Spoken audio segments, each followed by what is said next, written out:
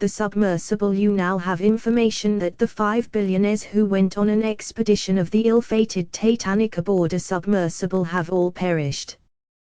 This comes after 4 days of frantic search and rescue mission mounted by the U.S. Coast Guard, the Canadian Navy and the Ocean Gate Company crew.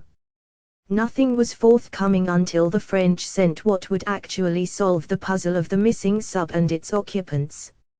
Amid fears of oxygen running out, France sent a robot that can dive to 20,000 feet, 6,000 meters, underwater. It's that thing that looks like a generator, yellow in color. The unmanned robot, called Victor 6000, can dive deeper than other equipment now at the site in the North Atlantic and has arms that can be remotely controlled to cut cables or perform other maneuvers to release a stuck vessel. The Titanic ship sunk on the 14th of April, 1912. The magnificent luxury ship, the biggest to be built that time, had 2,200 passengers and 900 crew members. It torpedoed 700 kilometers off the coast of Newfoundland, Canada.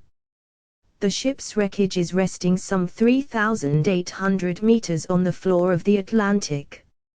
And that's what the billionaires paid $35 million each to go and see.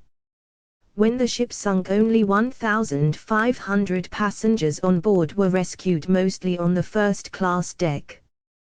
The rest of the passengers and the crew went down with the vessel.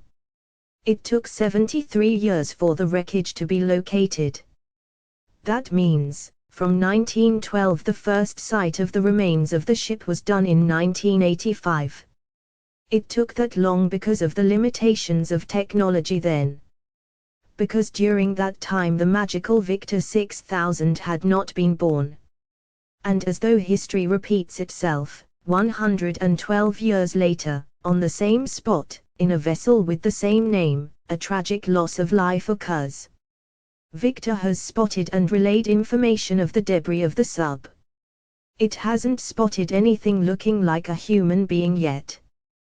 Credit, Jimmy Bonney.